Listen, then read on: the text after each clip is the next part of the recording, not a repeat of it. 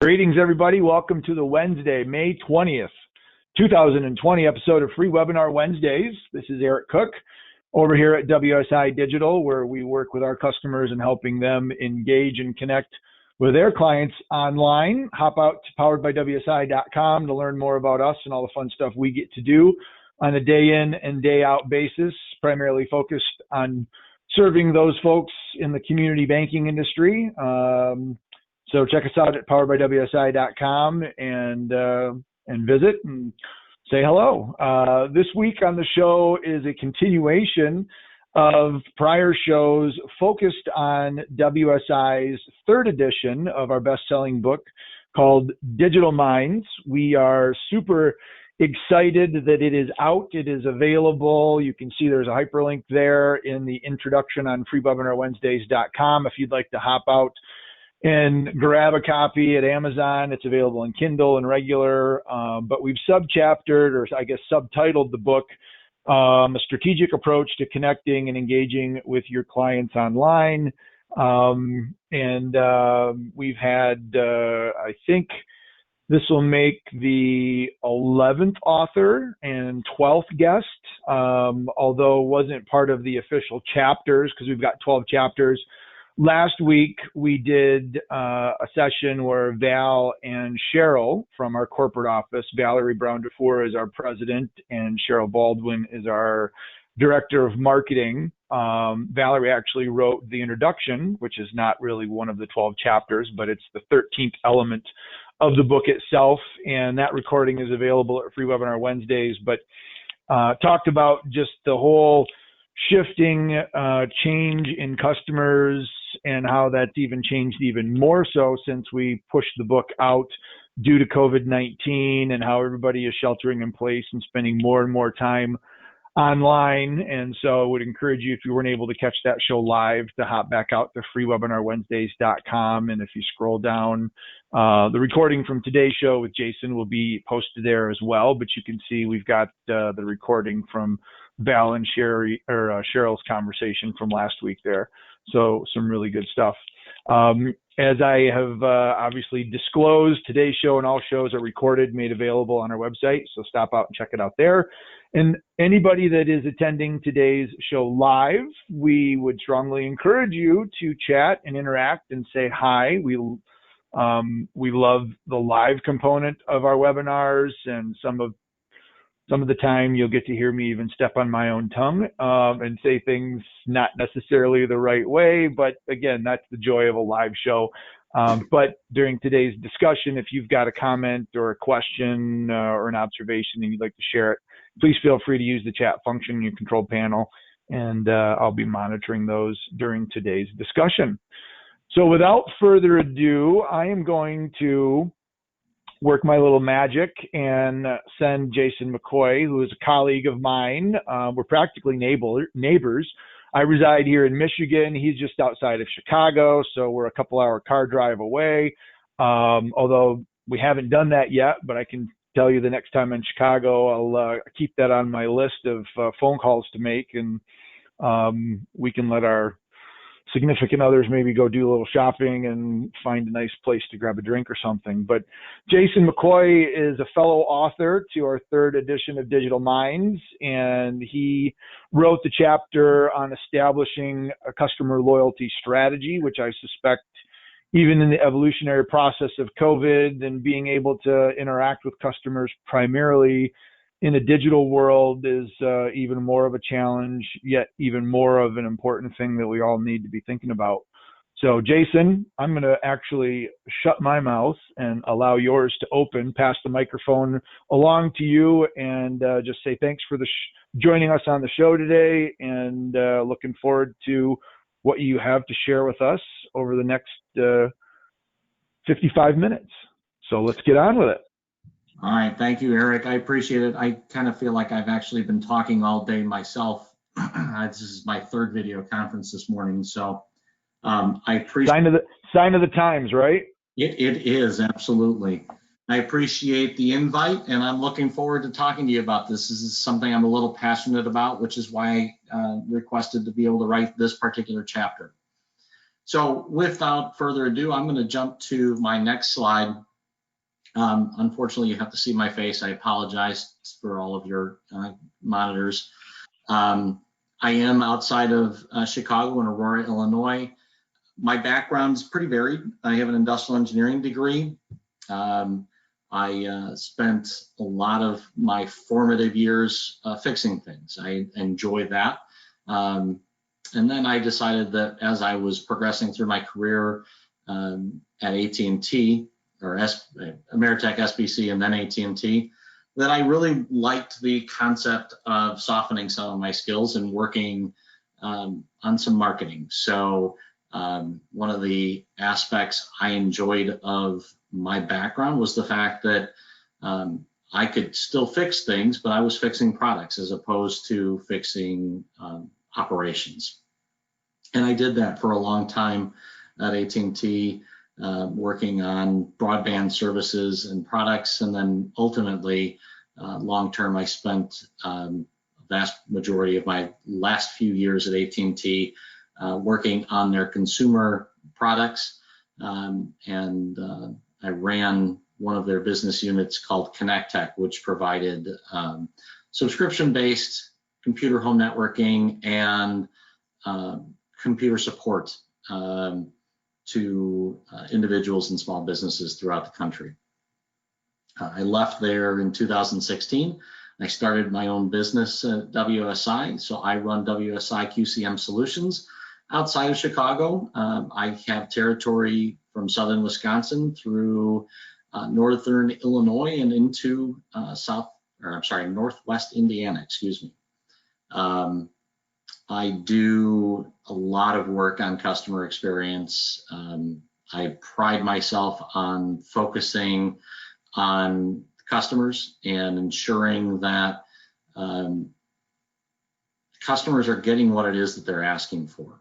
I think that's the vast majority of what puts us into business, and sometimes we, in the grand scheme of things, tend to forget that because we're focusing on bottom line. But it's been my belief throughout my career that if we don't focus on the customer, we don't really have a business to start with. So we better keep them happy. And it's, it doesn't always work. I mean, I have been guilty of losing my focus on the customer occasionally, but whenever I need to recenter, that's really where I tend to go with. So with that, let me just a quick observation. You made a statement, and I finished it in my head and thought that you were going to go there, but you made the statement that it puts us in the business when you're referring to a customer loyalty. I thought you were going to say, but it could also put us out of the business if we don't take care of it. And like you, there have been instances in my world where maybe I've not done as good of a job, and it's unfortunate that those things happen. But you got to take your lumps and move on and learn from it. And at the end of the day, that customer loyalty, that customer experience is going to percolate back up to the top. And you just got to make sure, I think, every day to put that at the top of your list as to what's important. No, you're 100% right, and that is normally how I finish that. So you did the right path. It just seems to get into business, and then they're also why we get out of business sometimes too. Yep. By choice, or sometimes by their choice. Exactly. So on our agenda today, we're going to talk a little bit about customer loyalty and how does that work. We'll talk the customer experience and why it's important. Then we're going to finish by doing a little bit of measuring. I promise to keep the math on the low end today because I know it tends to bore people. And then we'll open it up for Q&A, although I know Eric is intending on interrupting and asking questions where points need to be clarified throughout. So please continue to chat in the background, and I'll be happy to stop where I need to put further emphasis. All right? So as Eric said, this is a continuation of his series on the Digital Minds book, the third edition of WSI's Digital Mind book. This is a slide that was utilized last week by Cheryl and Valerie. I put it in here because it's a nice way for me to do a transition. So establishing a customer loyalty strategy, the key learning is keeping your customers loyal to your business is incredibly important. It's primarily just as important as getting those customers to your business in the first place. I'm going to talk a little bit about the cost differential between acquiring a new customer and maintaining an existing customer. Loyal customers provide repeat purchases, obviously, referrals, and valuable feedback. The valuable feedback is the part that a lot of businesses don't take advantage of. Successful businesses take advantage of that, and I'm going to encourage you throughout, and especially as we start to get into measuring the value, to take advantage of what your customers are telling you. Everyone wants to put testimonials out on their website or within their Google My Business section, and that's great, but what we don't do is take advantage of some of the constructive criticism that can be put out there as well. And how does that impact our business, and how can it help us grow? COVID-19 considerations, I'm not going to talk terribly heavy on that because, frankly, I think that was done a lot last week. But what Eric mentioned earlier is if we're not taking advantage or taking advantage of our customers' information and providing good, solid information to our customers during this time frame, they're not going to see the value that we're providing. So we are encouraging, and we should encourage everyone to provide necessary touch and feels back and forth between you and your customers. If they know you're there, they know you're a support agent, they're going to continue to see value in you. When they don't see value in you, that's when they start to look at you as you're just another line item on their expense ledger. You don't want to ever be looked at like that. Even though we all technically are, you want to ensure that you are more than just an expense item. So, customer, I've already said it once, it's your most important asset. If you don't have a customer, you don't really have a business. You may have the best product, but if you don't have a place to distribute that product or someone that wants that product, you're not going anywhere fast. So your customer should be looked at as your most important asset. But what's customer loyalty? When you look at all of the different businesses that are out there, and this is just a smattering of different businesses, most of them larger business, and I know we're talking smaller business today. When you look at all the different businesses that are out there, every single one of them wants to attract a customer. What sets you apart? Why should they be loyal to you? That's the critical nature of your business. Yes, you might be local, and yes, that might be interesting to your existing clients, but the more, as we're going to talk in a little bit, the more you provide benefit to your customers, the more they're going to be engaged with you. Some methods to lure your customers, right? There's obviously low cost. Walmart's a significant player in that. They do that very well.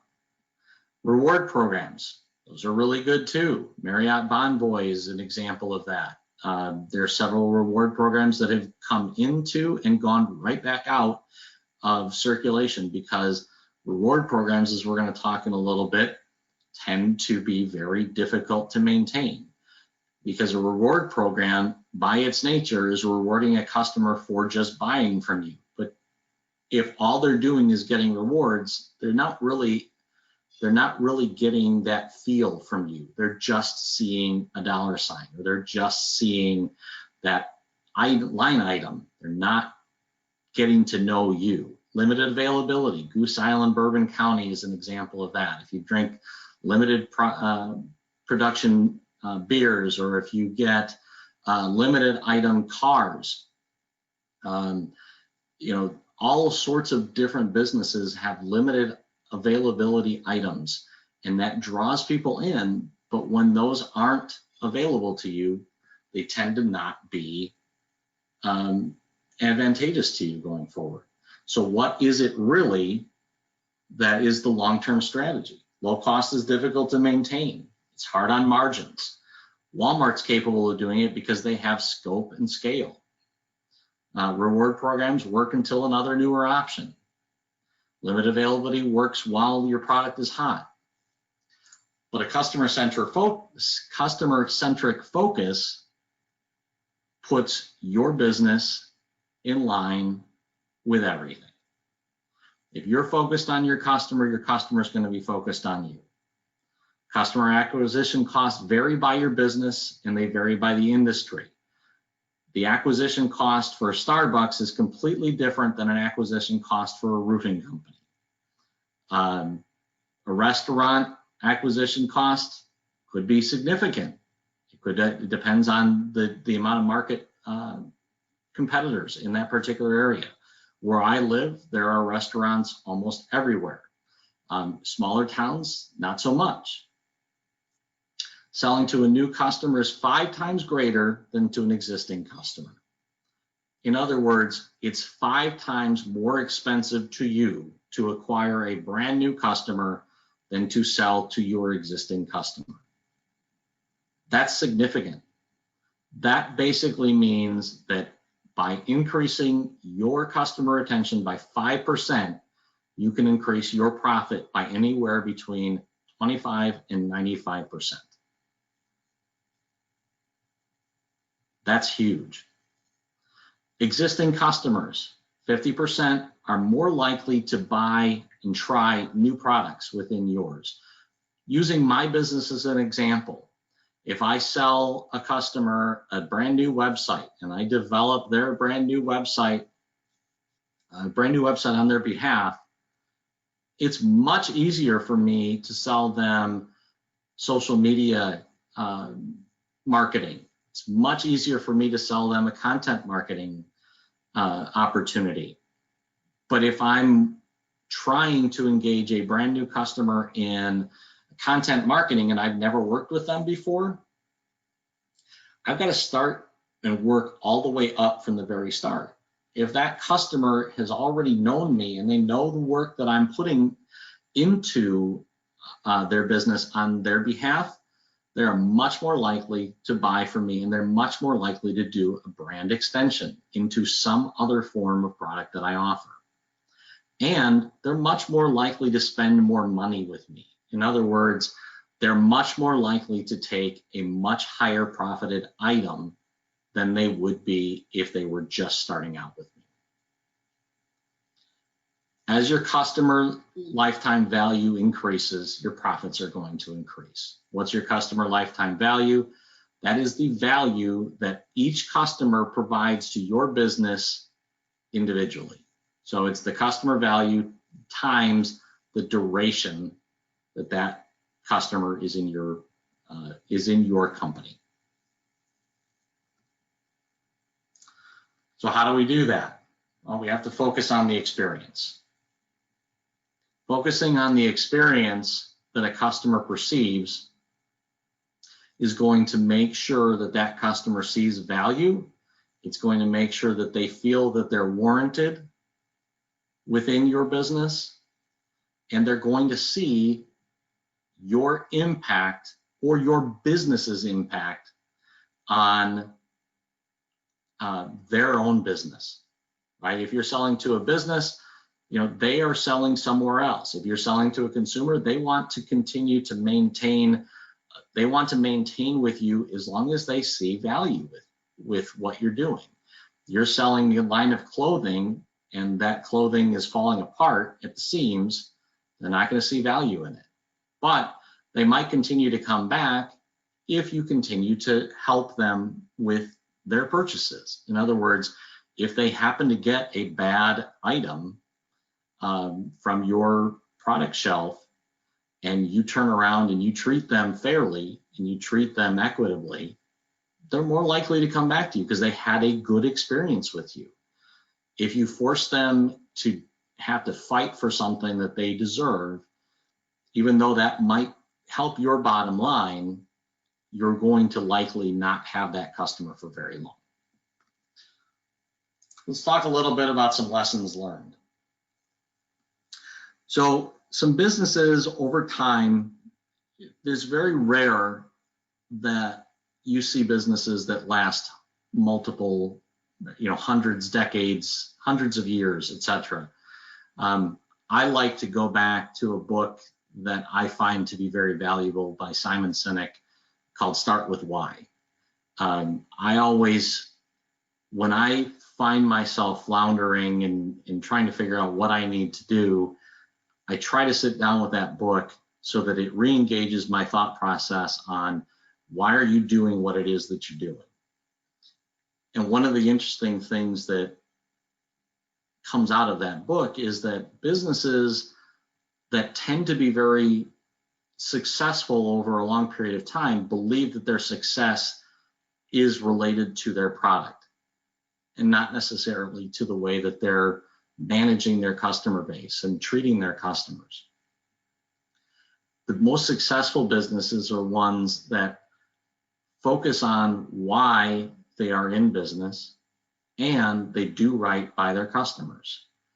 And they can do that at the same time by focusing on the why. If you are focused on your customer and ensuring that that customer has everything that they need,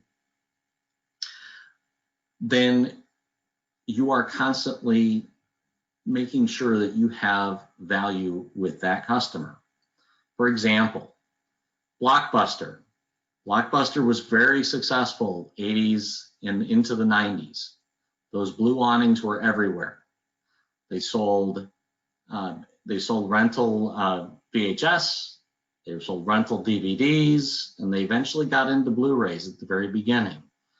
But what they didn't do was they didn't change their model. They never looked at what consumers actually wanted. Consumers wanted to be able to get their movies, their videos, their games easily, right? Blockbuster still requires you to get out of your vehicle, go into a store, and get there. Another company on this sheet that you see, Netflix, they started a different model. They started not the way they are today, but they started by mailing out DVDs and Blu-rays. They started to completely undercut Blockbuster. Blockbuster didn't change. They just continued to ride that model out until they eventually closed and shuttered their business.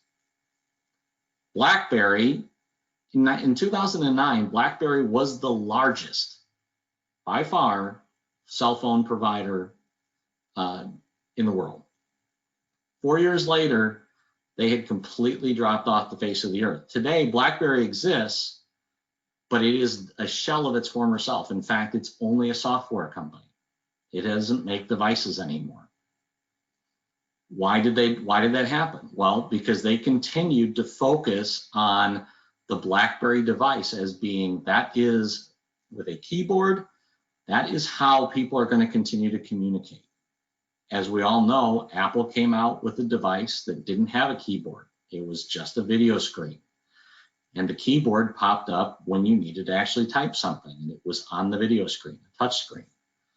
BlackBerry didn't try that very fast. They continued to believe that their device was what made them successful.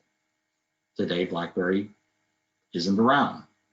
Netflix is a cautionary tale in that it put Blockbuster out of its business in large part, but Netflix almost killed itself. Netflix's founder, Reed Hastings, believed that, yes, they could continue to ride out a model where they were mailing out DVDs and DVDs and Blu-rays, but at one point in time, they completely changed their model, and they decided, we're going to get into the business of streaming because we see that that is going to become a bigger thing. People don't want to leave their homes at all now. They don't even want to go out to their mailbox. They just want to be able to turn on their TV and get access to their content. When they did that, they created two separate products. They created a product that continued to mail out the DVDs, and they created a streaming product. and they signed everybody that was previously in their customer base. They signed them up for both, and the vast majority of their customers decided that they would discontinue on one, but they didn't stop what they were doing. They continued to provide streaming. They continued to push it, even as the business itself lost the vast majority of its market cap. They went and continued to push that model. And what they ended up doing is they rode the DVD mail out service as a cash cow, continuing to fund their streaming service, and ultimately cashed out on the mail-in service, and now they're a streaming giant. They paid attention to what their customers wanted. They made a switch. They continued to prosper. Eric, I thought I heard you maybe starting to talk. Did you have a question? Well, when you were talking about Netflix and the shift and how people don't want to go out and they don't want to leave, they want the convenience, I couldn't help but think, given all the social distancing and the shutdown, right now to see a movie, I would love to be able to go to a movie theater and get a big old bucket of greasy popcorn and some good and plenties and just be someplace other than my couch watching Netflix. And I know that that's more of an indication of the environment that we're in, and not saying that that's the way it goes. But I think it's important when you think about what customers are looking for and how do you provide loyalty and value and what they expect, you have to be able to take some of those things into consideration. And Netflix certainly is getting its share of activity now with everybody binge watching shows and Amazon Prime Video and all the other streaming services. But, probably a whole topic for a completely different show. But once the ability to get out and about with other people happen, it'll be really interesting to watch what human nature does. But yeah, I'm craving popcorn right now. Just had to share that. I understand, and I think the interesting part is you're right. There's going to be a large snapback on a lot of the things that we currently are doing today in so much. I think there will still be some reservation for going out to restaurants, but because people aren't going to want to be that in close proximity in a lot of cases. But there are certain freedoms that are right now being completely ignored, that the smart business person, is going to be looking at those opportunities and taking advantage of them. So yep. If you don't pay attention to what the customers are actually seeking out, you could miss the opportunity that you're looking for. Yep. All right. So I'm going to go and talk a little bit about Southwest Airlines. Southwest Airlines is probably one of the most significant examples of focus on the customer experience, certainly in the airline industry, but I would argue across any corporate entity. And I'm going to just specify this by saying I understand I'm talking about larger businesses, but and I know that we're all small businesses, but large businesses give us examples that in large part we can't find through small businesses unless we've done significant case studies. So that's why I'm focusing a little bit more on larger businesses, but a lot of the implications from these larger business case studies can be utilized by us as small businesses. So Herb Kelleher was the former CEO of Southwest Airlines, and his basic premise was we're in the customer service business. It's just incidental that we fly planes. And I think that's realistic for a lot of us, in that no matter what we really are in the customer service business. Again, I'm going to repeat it. Without a customer, we are nothing. So we need to focus on what it is that we need to continue to do to maintain that customer relationship. And if we're not doing that, we're not going to be in the business for very long. Reward programs at Southwest work in conjunction with their employee-focused experience. So they do have a very phenomenal reward program, but it's not the only reason that people utilize Southwest. They're not the cheapest airline. They're not exactly friendly when you go and try to line up for boarding a plane. But people continue to go back to that airline because they like the way that they're greeted on the plane. They like the fact that the pricing for their flight includes their baggage. They like the fact that they're constantly on time and the customer is generally treated very well. Customer experience transformation. Customer loyalty, what does that do? It reduces the customer churn, which means there's a higher customer lifetime value.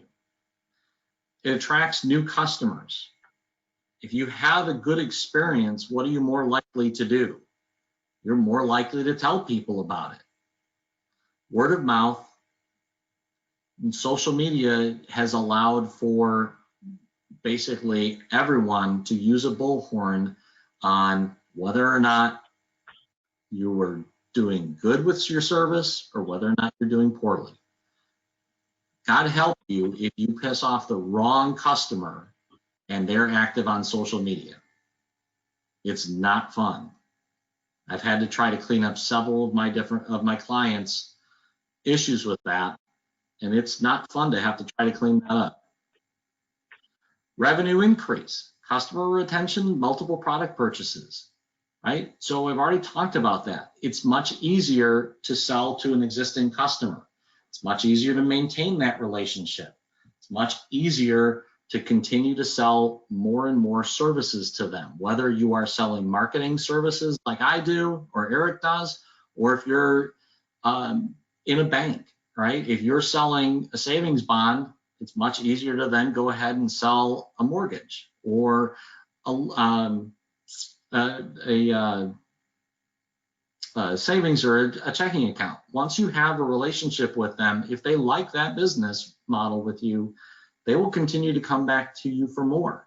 It's a lot of the reason why the telecom industry, of which I was a part of, they went to a bundled product service. If you could bundle your home telephone service, your cell phone service, your internet service, your television, they were offering huge discounts to do that because it's much easier to sell that to you because customers want that. They want the security of knowing, okay, all of my stuff is here. I'm going to pay less. I'm going to deal with this. Now, if you can't provide the services that you're supposedly offering and you're not doing it well, then you're going to lose all of them at the same time. But if you can maintain and lock that up, they are likely going to be with you for a very long time. Competitive advantage. You need to separate yourself from your peers, right? So if your business is a sole proprietorship or it's a large retail company or it's a bank, there are competitors in your marketplace. What are you going to do to separate yourself? Every one of you can sell widget A or widget B, but it's how you deal with that customer and how you treat that customer that's going to keep them coming back. If they look at you as a commodity and that they can go anywhere for whatever you're offering, they will. But if you separate yourself and you show them the value that you're providing, they will continue to come back to you because they value doing business with you. Engages your employees. Employees, especially younger employees, they want that interaction. They want to be ambassadors for you. It's why people buy Apple t-shirts, right? Who would have thought that going out and getting a t-shirt with a company logo on it, whether it's Coca-Cola or Apple or whatever, that would ever be a thing, right? That is really not something that it makes sense to do. People tend to focus on sports teams or cities or places of residence. But somehow businesses have built their brands to the point where people are very excited to be able to show their love of that particular brand. Employees are no different, especially the younger millennial employee. They want to be able to promote you. They want to show that they are doing good. It's why that employee is also very socially motivated in volunteering. They want to be engaged. And if you build an experience for a customer that they support and they're willing to back up, they're engaged, you've got them locked up, and they're not likely going to leave you either. So I got a question, actually a comment from the audience as you talk about buying t-shirts with Apple on them. First off, I look down and I'm actually wearing a t-shirt that says Cloud Campaign, which is one of the tools that we use for managing social media and social networking posts for our customers and for our business. So I am doing exactly what you're talking about. But if I were to say, what brand gets people, or what brand do people want to tattoo on their body so it is an indelible, permanent part of them at the skin level, what brand comes to mind when I say tattooed? You're asking me? I'm asking you. Yeah, I'm putting you on the spot here, but there was just a comment that came through, and I'll maybe explain in my answer why it popped into my head more obviously than maybe what it appears for you. But yeah, I actually just think Apple actually. Apple. Okay. Apple Do you have tends. an Apple tattoo? What's that? Do you have an Apple tattoo? I do not. I do not. I'm referring to Harley Davidson. Okay. And the reason that was obvious to me when the comment came through is my senior year in undergrad, our culmination business strategy class had to pick a brand to analyze, and one of the gals who was in my class was part of the HOG group, the Harley Owners Group, and so she, for our presentation, brought in her leather jacket. She brought in cozies and coolers and even underwear and T-shirts and you name it. But that is a brand that has inspired a tremendous amount of customer loyalty, as I learned as I did my research on the company, through thick and thin. And people go so far as to take the Harley logo and they tattoo it on their body, and it is there forever. So, that's their bike, that's what they ride, and that's the company that they live, breathe, eat, and sleep with, and they're not going to make any bones about it. So if you can achieve the level of customer loyalty where your customers are willing to tattoo you and not just have the ability to take it off and throw it in the laundry, I think that's probably the ultimate net promoter score right there. Yeah, no, you're right. I never would have even considered Harley, but yes, another one of those brands, but they're also synonymous with the US. So that is a very uniquely American brand. Absolutely. Yeah. Which is another reason why I think that gets tattooed as well. Yep. So anyway, had to share my Harley story. I appreciate that. So transforming organizations. So the proper customer experience ultimately transform your organization from either the top down or bottom up, whichever you're looking to build it. But in essence, that change, that culture is ingrained in every single one of your business, and it's a cultural change, it's a philosophical change, and ultimately it's meant to become a passionate in place to gather your customers and continue to bring them in. So valuing the experience is the next slide. It's not, there you go. Valuing the experiences, right? So you want to minimize your cost and increase your benefits.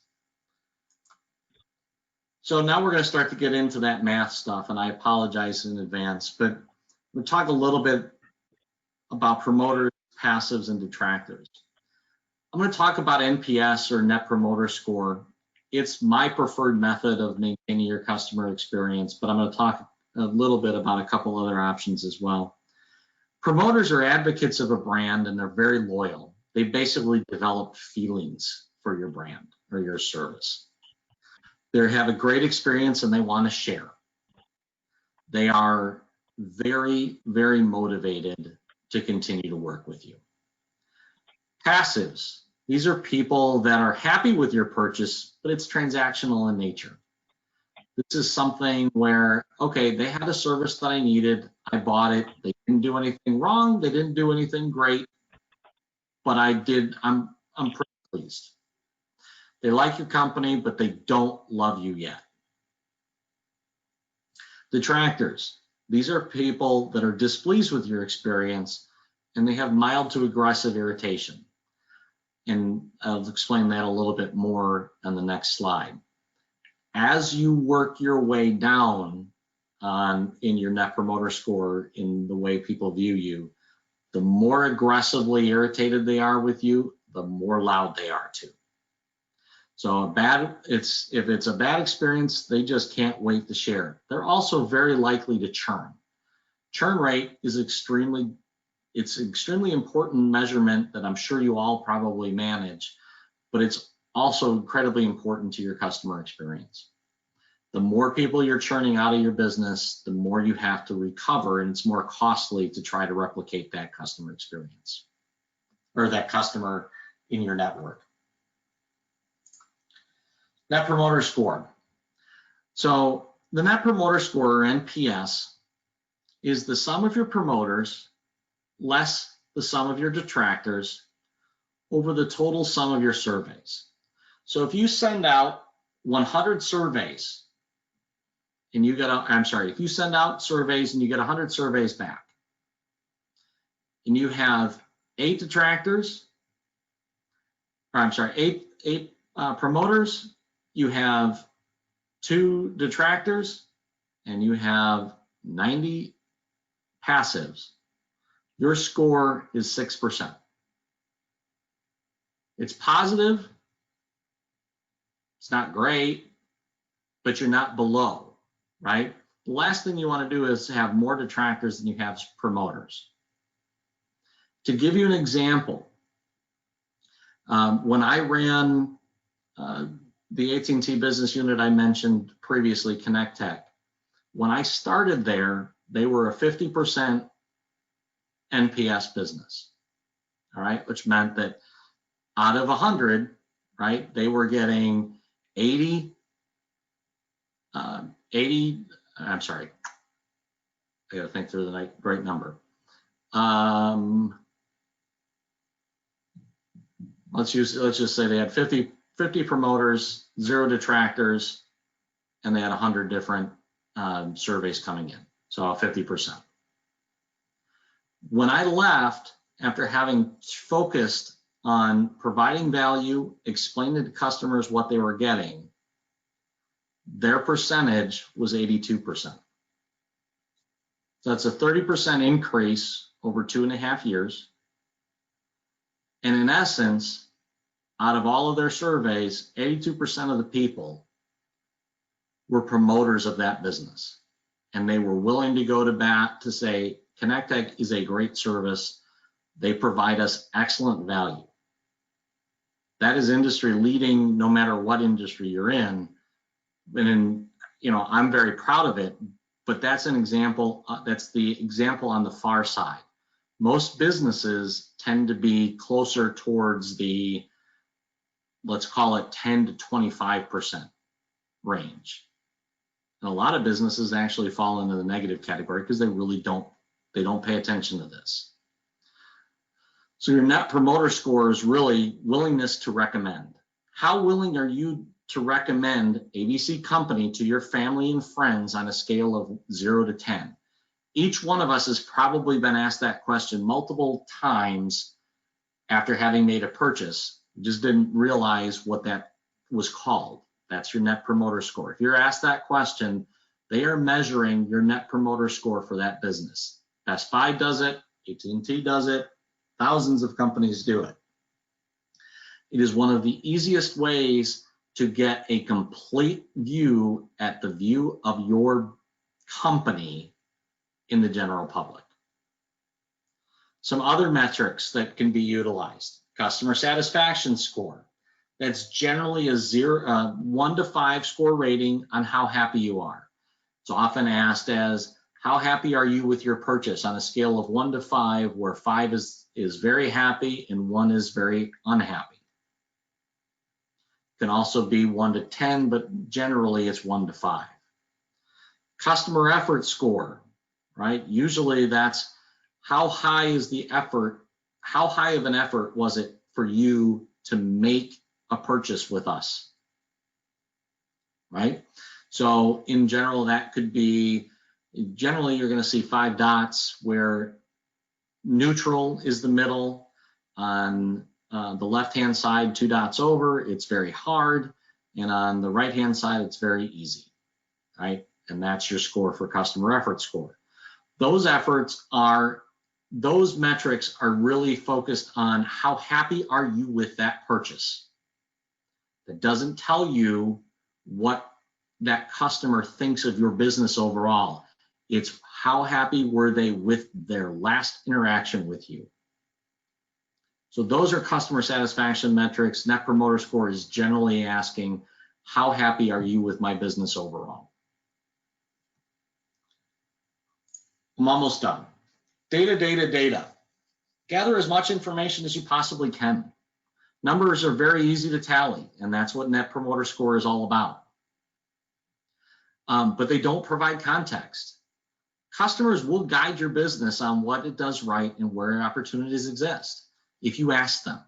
If you're doing a Net Promoter Score and you send out a survey through SurveyMonkey and you say, you know, how willing are you to recommend us on a scale of 0 to 10? They'll give you that number ranking very easily, but put a box below it and say, please provide your comments on why you gave us that score. They'll tell you. You were really easy to do business with, but your follow-up was not very good. Well, that's something you can take action on. You can focus your business that way. If they say again, let's use retail as an example. It was really easy to buy from you. Your pricing was really good, but when I got your product home, it fell apart the first time I washed it. Again, very easy to figure out what you can do about that. But they'll tell you what it is that you need to know. You just have to ask them. And once you ask them, then you've got to listen to them. Because if you don't listen to them, getting all that information does nothing for you. Macro versus micro, business impactful information.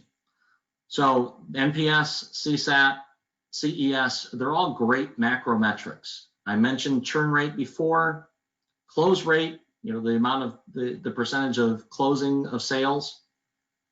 Those offer additional focus points. Those are things that will tell you something about your business as well.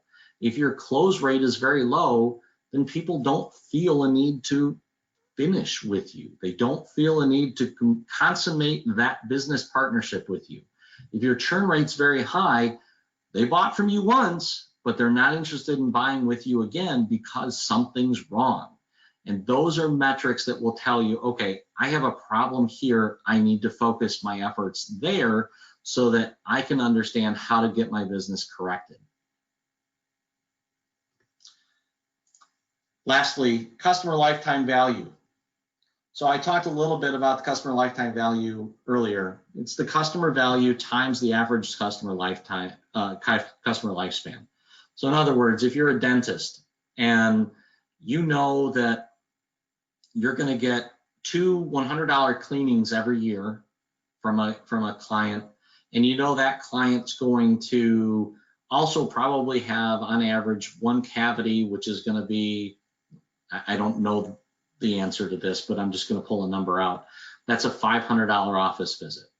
That customer, that client is also with you for 5 years. So now I've got $200 annually for 5 years, that's $1,000, and I have a $500 visit, that's $2,500.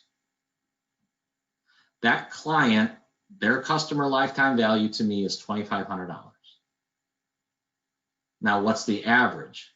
You're going to take all of your customers after you've done that, right? And you're going to average them out. So if each individual customer is $2,500 over 5 years, and one is $15,000 over 10 years, once you add all of those up and you divide by the total number of years that they're in business with you, now you have a customer lifetime value, and you can apply that number to every customer that you're looking to gain and acquire.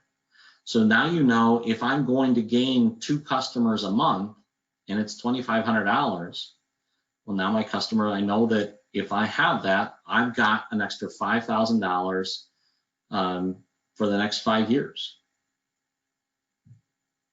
So it's extremely important. The better the customer experience, the more you earn. That means that their average customer lifespan is likely going to increase. So now all of a sudden, instead of it being $2,500 over 5 years, maybe you change that to 7 years. That's an extra $400. Now it's $2,900 over 7 years.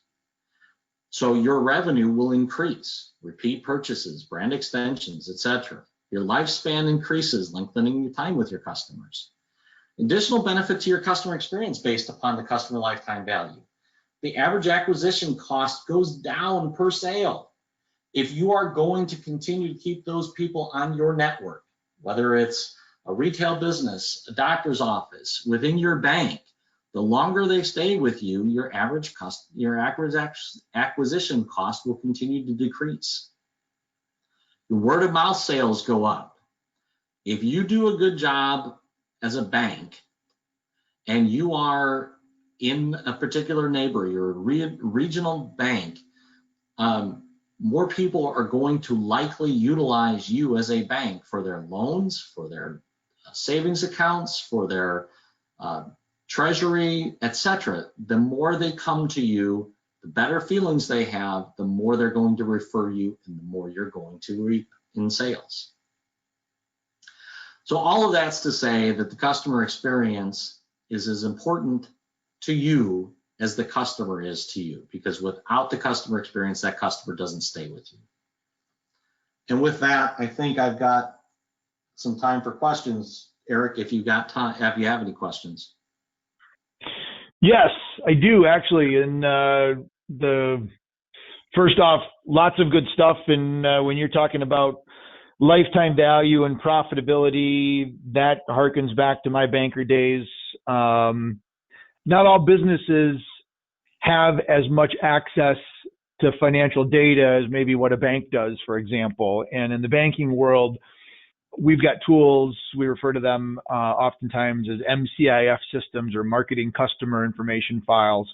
But that allows for us to take all the customer data that we have on who's doing business with us and see exactly what the profitability is. And oftentimes we find, and it's this way with so many different things in business, but the concept of the Pareto principle, where the 80-20 rule, if you're not familiar with Pareto, but 80% of your profits are likely generated by 20% of your customers. And in most businesses, bankers or otherwise, if that rings true, which I suspect it probably does, if 80% of your profits are coming from 20% of your customers, you really want to make sure that that 20% is very satisfied. They're at the 10 or the 9 end of the net promoter score, where they're actually endorsing and then, trying to generate more business for you. But oftentimes when we run those analyses for our banks and help them review those numbers, a lot of the people that are on that 20%, or sometimes it's even 90-10, they didn't realize that those customers were as valuable or producing as much profit for the organization as what they were. And it's been a real eye-opening experience, because if you only have so much amount of time and so much amount of money and so much amount of people resources, it's not to say that you don't want to make everybody a satisfied customer and make everybody love you.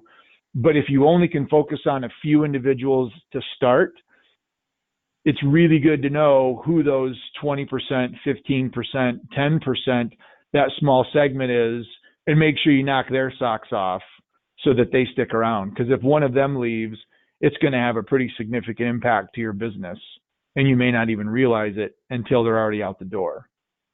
So I don't know what you've found with some of your clients in other industries as to whether they have a real good grasp of their customers' lifetime value and the profitability that they're bringing to the organization.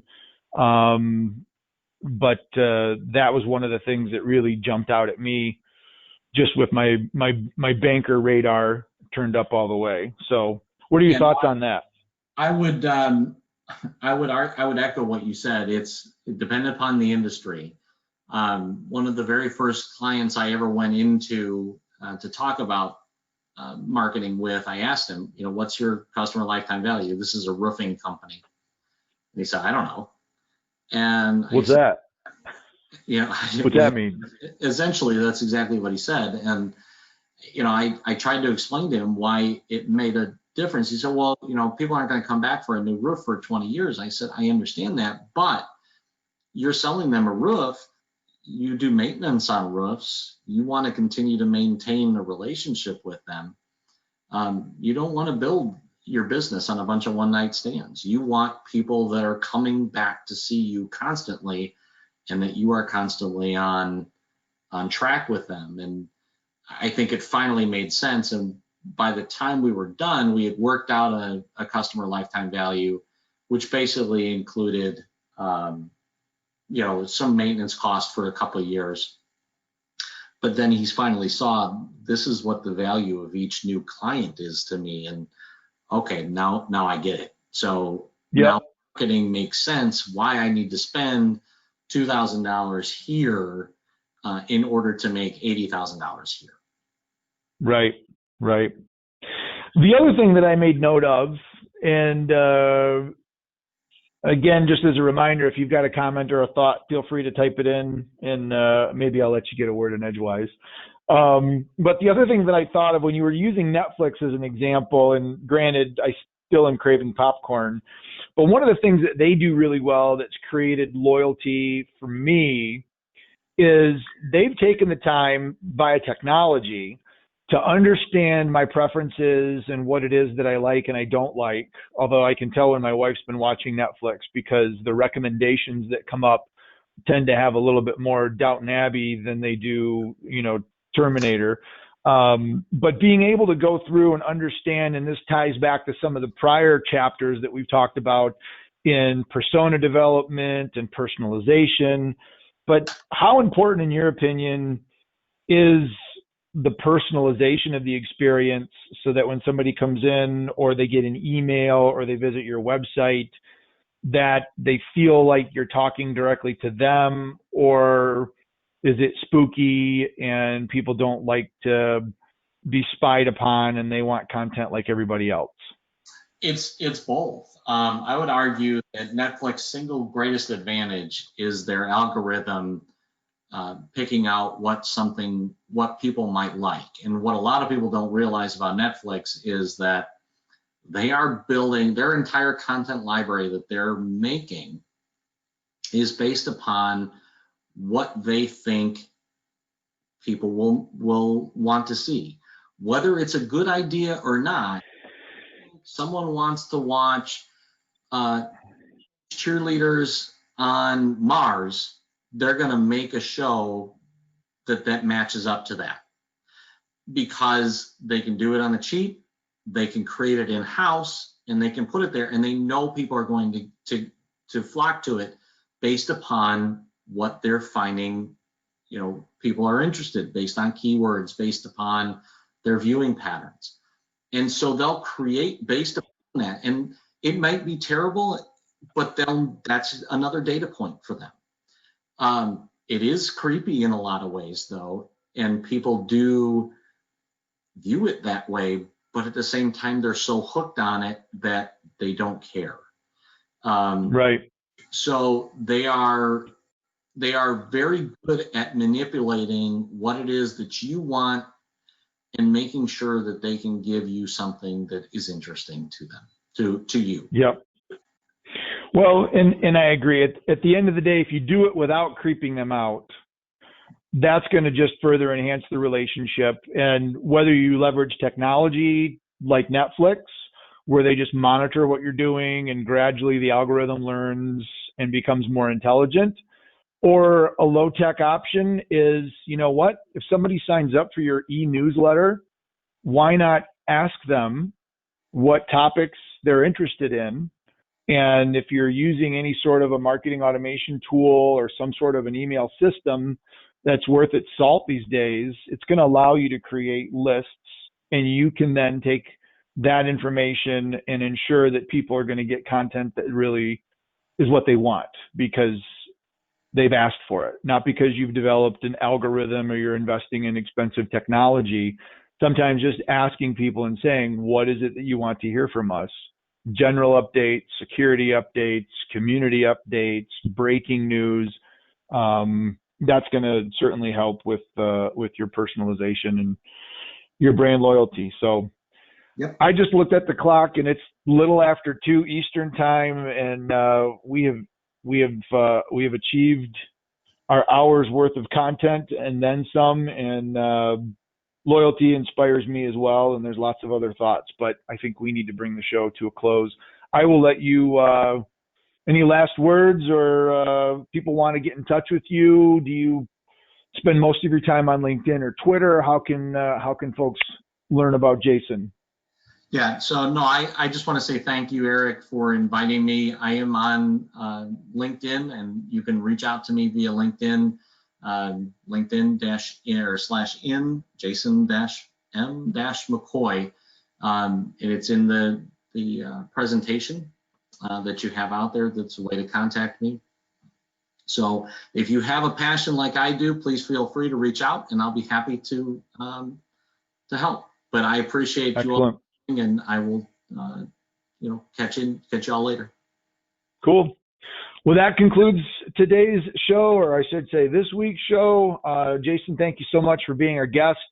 We will be back next week with what will be our final WSI Digital Minds book author series. One of our friends from California, Wine Country, will be joining us. So Andreas is actually got the final chapter in the book, and he's going to have the final say in Free Webinar Wednesday series. So I'm really looking forward to it, and hope you all come back and join me next week. Until then, make it an awesome week, and we will see you online. Take care, everybody. Bye-bye. Take care.